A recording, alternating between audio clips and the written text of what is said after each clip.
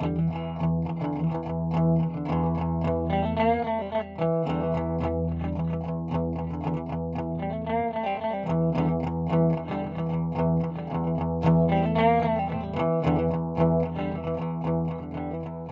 and welcome to the other Discovery Show, the show by the Podcast Discovery Show that is not about podcast. It's about all of the other things that we have discovered throughout the week and now into 2020. It feels like we're in the future, man. We're in the future. This is the basis for a lot of sci-fi movies as we hit 2020. Yep. So I'm Kirk. And I am Zach.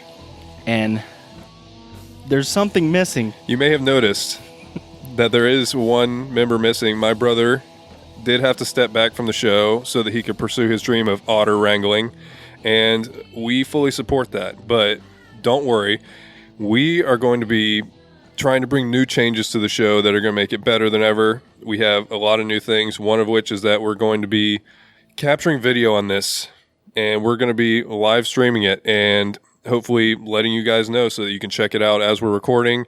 You can feel more like you're a part of it. You can chat with us while we're streaming and things like that. And we also are just trying to find new segments and new things that we can add to and improve both of the shows.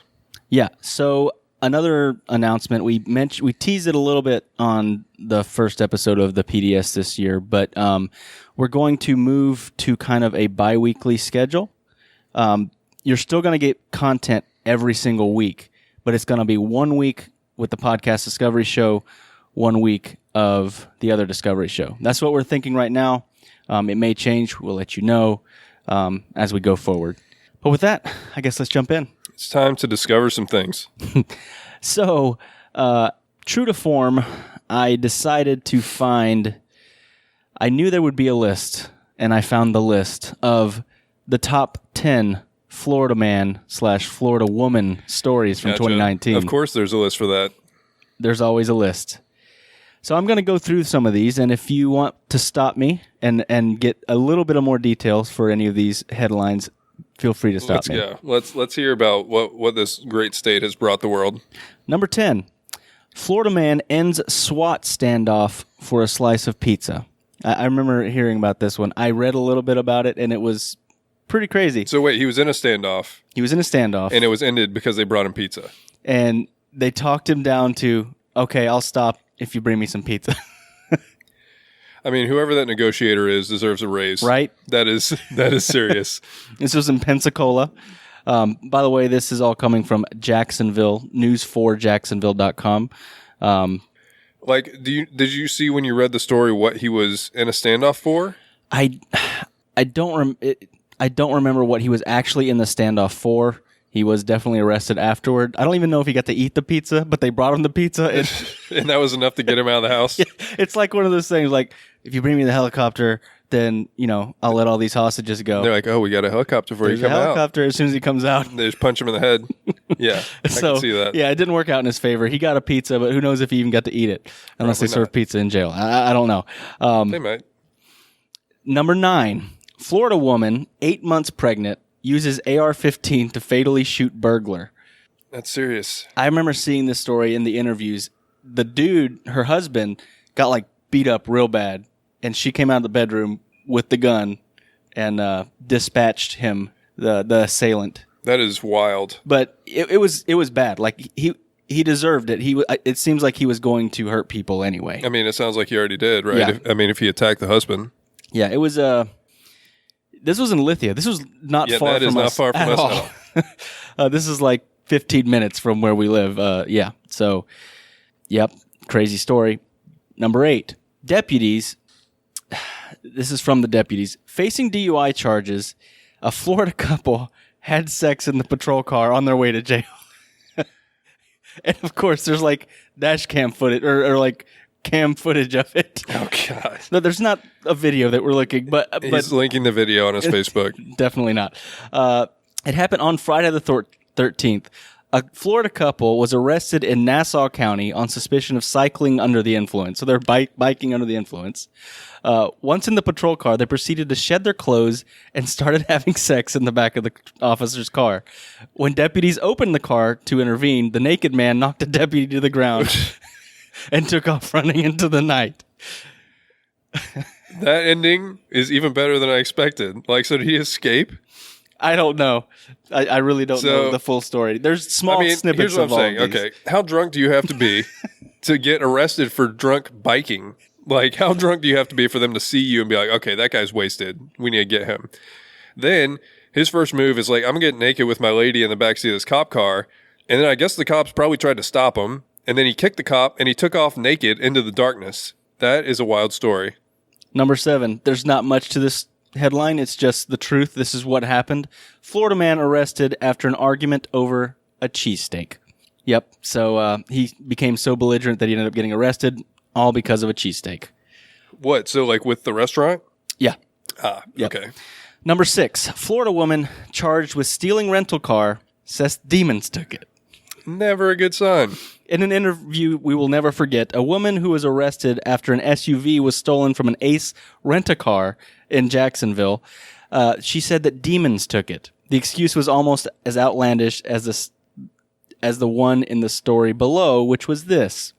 Number 5, Florida man says wind blew cocaine into his car. Ooh, that's some magical wind. She's blowing cocaine around everywhere.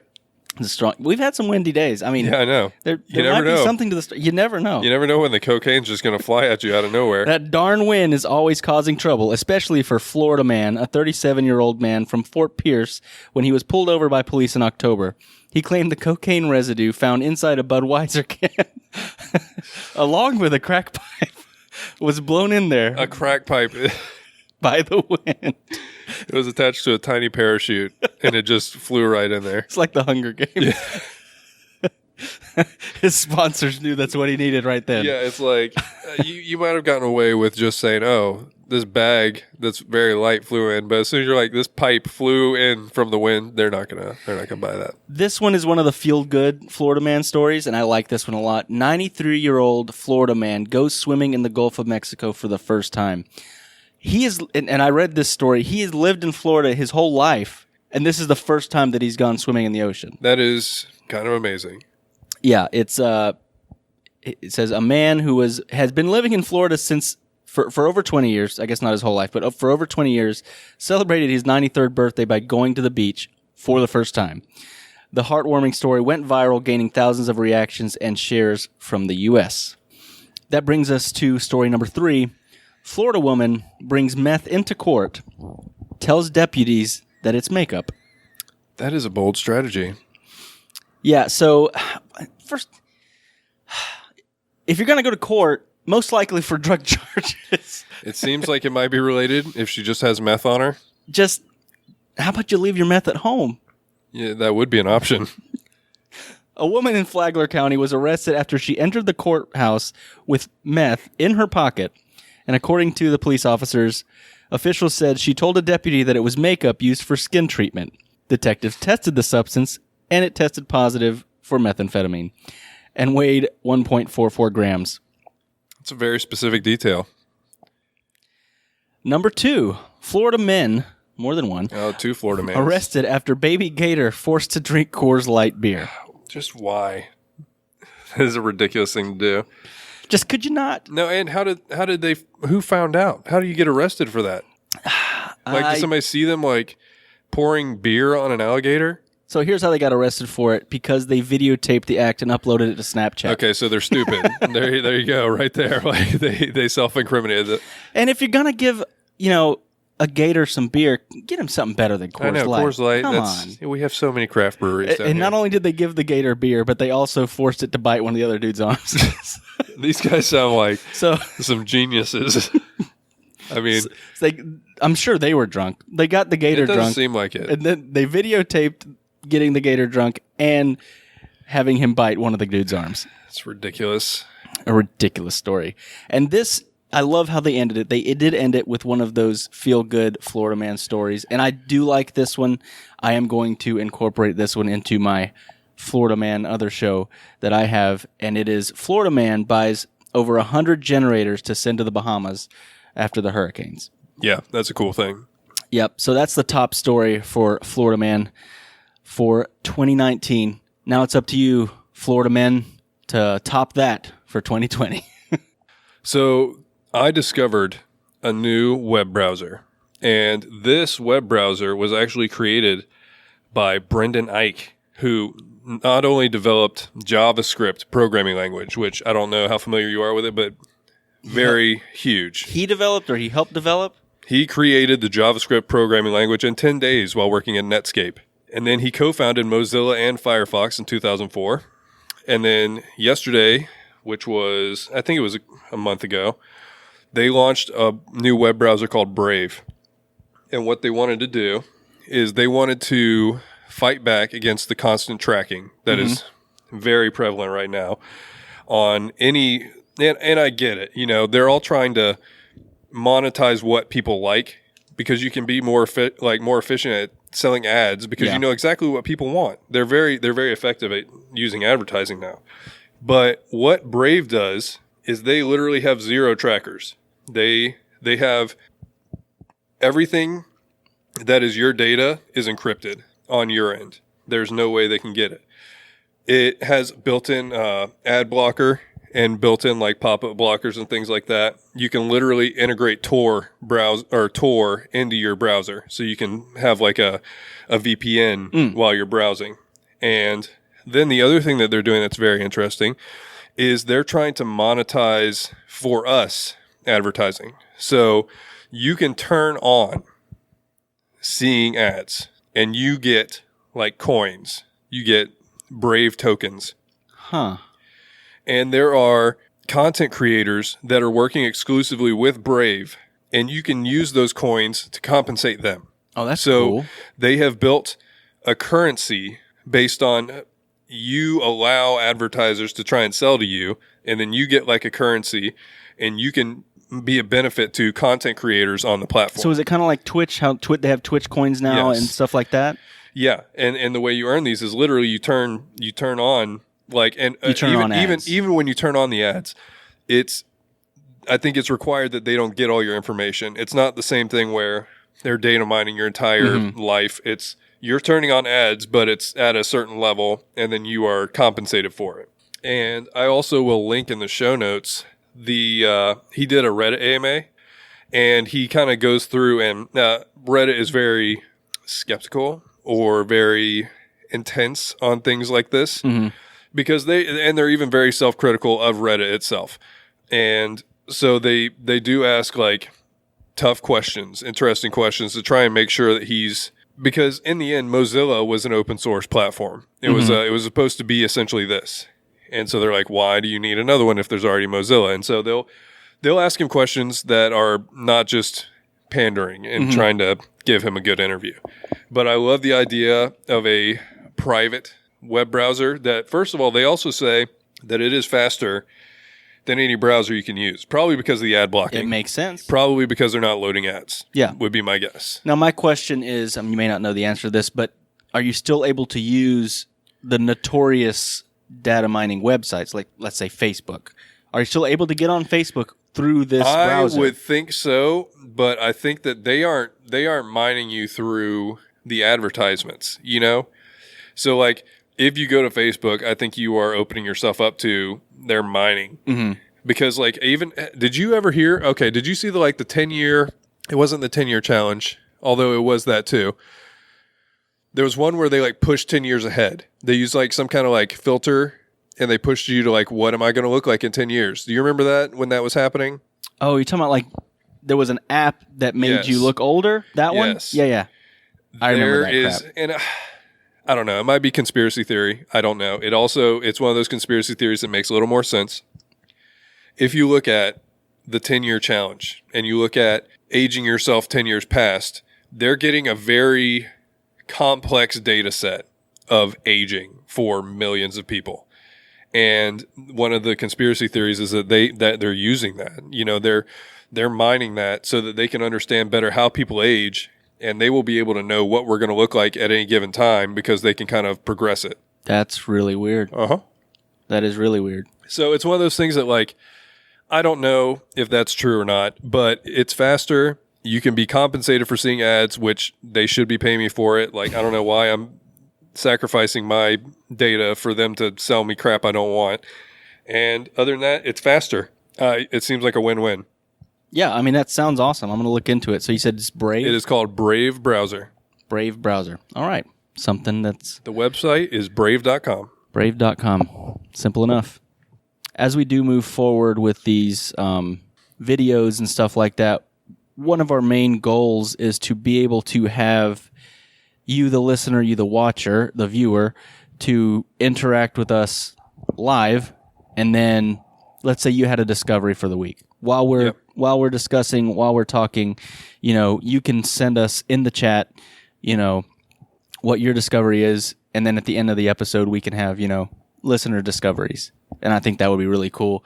Also, we're going to integrate some, I guess, correspondence. I already reached out to a few of our podcast friends, so we're going to have some people that will be sending us their discoveries in a specific niche, whether it be like entertainment discoveries or whether it be like animal type discoveries or things like that. And so I'm really excited to be able to do that as well. It's going to be pretty cool. I'm excited about that too. So I have a discovery that I found. It was on a Today I Learned on Reddit. And it's a Croatian love story. Okay. But it's not the love story you would think of probably right off the top of your head. It is about two storks? Yes. So I'm going to read the story. This is a story from TotalCroatiaNews.com. Sounds like a very reputable website. The pictures are, it's a really cool story. So, I'm with you. Yeah, I'm sure it's fine. So this is not another version of Romeo and Juliet, though Croatia's had a share of its own tragic couples. This is a beautiful story about Croatia's most famous animal couple. Storks Melina and how would you pronounce that? Klepetan. Got nothing for you. Melina and Kay. It's a story of longing, waiting, and overcoming one of the hardest obstacles in any relationship, distance. The tale of Kay and Melina started 15 years ago on a red rooftop in somewhere in Croatia that I can't pronounce. Yeah, you made a mistake picking a Croatia story. Like, I don't know. I don't even know what some of those letters are. A small village in Croatia. They've been together ever since. Even though Kay migrates to the warm south, which is the normal thing for storks to do. I'm not going to read the whole article, but it's been happening for 24 years now. The female stork, Melina, got hurt. She broke her wing and she can't fly anymore. So she nests at this guy's house and he takes care of her. But every single year, Klepton. Yep, that guy. He flies down. He migrates back to this same house and basically stays with her the whole season that storks are normally in that area.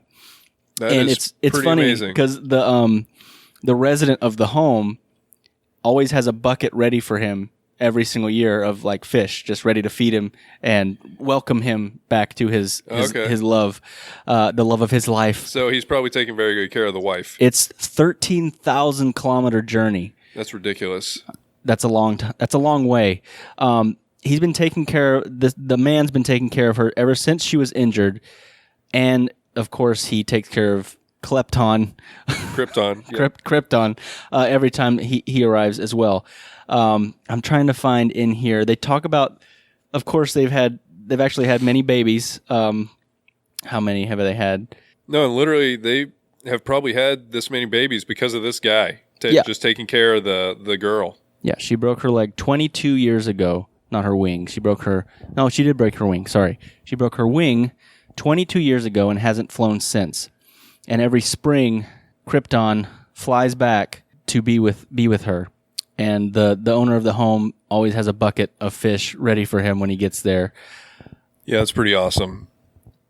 And I can't find in the article how many babies they've had, but they've had babies, and it's an amazing story. Yeah. And people have asked how do you know that it's him?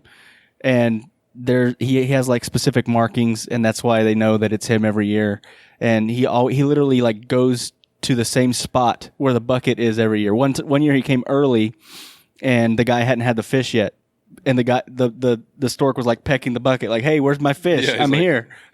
I mean, where's my welcome home gift? If it's not Kleptoponon, then it's some other genius stork that just like snuck in there and just went in on a great situation. No, but that's really cool that you also have kind of the human symbiosis too. Yeah. And somebody that's gone out of their way to take care of them. There's a picture, and this dude is on this like rickety like rickety like thing that he built near his chimney on top of his house, feeding birds. The storks. And it's just it's a heartwarming story. It's beautiful. We'll have the link in the show notes. And I just thought it was a really cool story, and a heartwarming one as well. And I think there's actually a video as well. Okay, that sounds awesome. So this week I discovered some really interesting stuff about champagne. Perfect timing, as New Year's is just over. New Year's has just happened. People might have had champagne or maybe a nice Prosecco from Walmart. But essentially, everyone knows what champagne is. But to me at least, I always associated champagne with the Champagne region in France, which it obviously makes sense. But anybody who's listening to the show will know that I love Atlas Obscura, and I saw an amazing article about champagne and the impact that the English had on champagne. So this article is called How an English Energy Crisis Helped Create Champagne. So they were having problems with timber in general. In the 17th century in England, they were having problems with lack of timber, and so they said, stop using wood to fire your glass making. Okay. And this is one of the first things that kind of sent them on this path. So all of the glass makers in England, which apparently this was a huge thing in England. They were very, very effective at making glass at this time. And literally we're talking about the 1600s. Mm-hmm. And they had been using wood for these fires forever. And they had to figure out how to adapt to this. So I feel like English wine does not have a great persona. Yeah, I don't think I've ever heard like, do you have a good English wine? A fine English wine. But in the end, they had worked on the same types of things for a long time. And so they had been working on a lot of this. They had been making glass for a long time. And they had also started to figure out champagne. So there was someone named Sir Christopher Merritt. And he was very curious. And he was a philosopher. He was like a scientist. And he was just generally curious. And he would just kind of try and find things. And he was listing all of the different like flora, fauna, and minerals in England. And then he noticed that some of the wine coopers were using extra sugar and molasses to make all sorts of wine. And that is what champagne is, which this is one of the first things I didn't realize. Champagne, it's a wine, but then once the wine is made, you ferment it again. So you make wine, and then you add more sugar and molasses, and you seal it. So you get the yeast going again. But then you close it, and that's why it's so bubbly, because it just like goes insane. And on this article, you'll have to check it out. There's and I can actually show you, but there's a picture of what they had to wear when they were inspecting champagne bottles. It looks like a fencing glass. Fencing mask. It's literally a metal mask, like Man in the Iron Mask looking, because the explosion rate was ridiculous. They had like 40% loss on champagne bottles, because when you add that much pressure, fuel to the yeast, and then you cork it, they say that it's 3 times more pressure than a car tire. What? So dang. Then came how the English helped. The English had to switch to using coal. They had to figure out how to use coal to make glass again. Yeah, to make glass again. But coal burns hotter than wood does. Okay. And so they were able to figure out how to make more effective glass. And then because of that, champagne was able to take off in a way that it was not before. Because it was essentially, if you're losing 40% of what you're making, that's not going to, how do you make money with that? That is not good. It's how are you ever going to make that stick around? But then there's also the whole thing of, okay, have you heard of Dom Perignon? Mm-hmm. So the lore is that he was a French monk that I guess made champagne for the first time. And he, the quote I think is, I love that. "Come quickly, I'm tasting the stars." And this article at least says that it is virtually impossible that he actually discovered champagne, just because at the time when even we have a historical record of Merritt, the English researcher, talking about champagne, he was not even yet at a monastery. He wasn't even there to do it. But literally, if you go to the Moët, has he been building, like attributed to? Oh yes, he's the guy, the monk who found champagne and everything. But it was just, this is seriously a great website. I'm going to make really that do. part of my discovery. Atlas Obscura, check it out. You can check out awesome places to travel. You can check out awesome stuff about food, history. What was the other one? Gastro Obscura or something like that? Yeah, that's the food one. Yeah. If you just check it out. We are not sponsored by them. I just love their website. But yeah, no, it was just interesting because I had always first of all, I didn't know how they made champagne. I didn't know it was a wine. Yeah, it literally just is. So it makes a lot of sense that they should call it sparkling wine or Prosecco if it's not from champagne. But it's basically just wine that they add some more stuff to and get it going again, and then you drink it. But it does have an amazing mouthfeel. Yeah. Because of that. So I'm going to close out my discoveries this week with another Florida man story. This was one of my favorite Florida man stories of 2019.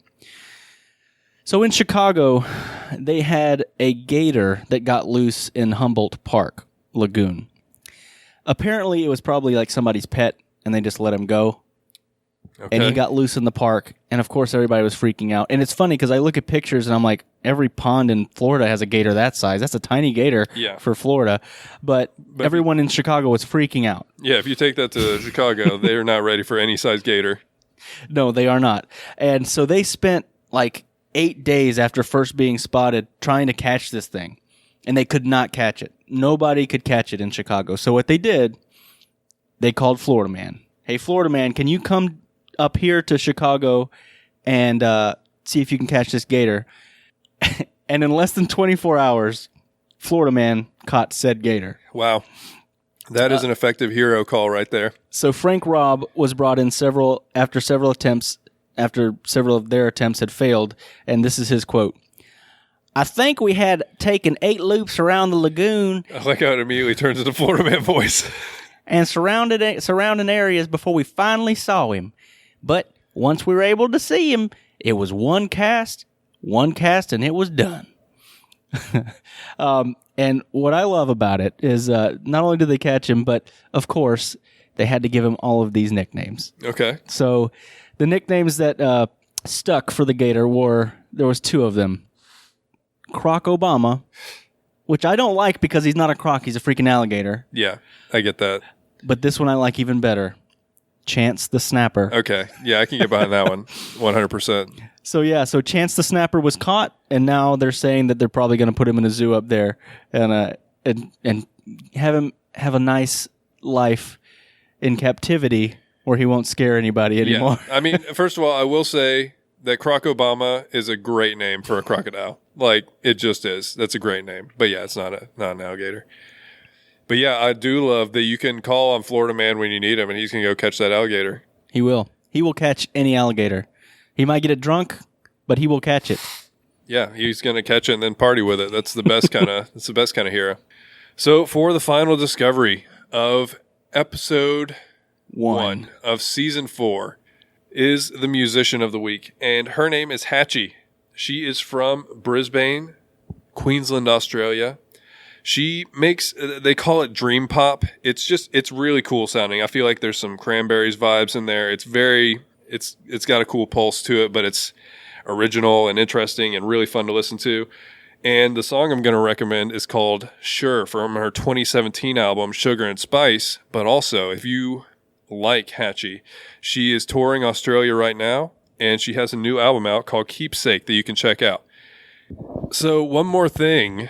We always tell you, if you had any discoveries this week, to let us know. But we felt like we wanted to make that easier for you. And we also went away to, and we love to talk about the people in the Podcast Discovery Club that put stuff in there. But we wanted to have a way so that you could be on the show. And so we created the PDS hotline. And now you can call our phone number. you can tell us what your discovery was this week, and we're just going to play it live on the air. Yep. We're gonna just let you be a part of it. So if you want to call the PDS hotline, we will have the number in the show notes. Or if you don't want to do that, it's 813-708-9118. So let us know if you had any discoveries this week. And who knows, you might be on next week's episode. Yep, we'll be listening. But yeah, we're super excited for the next year of the PDS. We can't wait to discover new stuff with you. We appreciate everyone listening. And without further ado, enjoy Shore by Hatchie.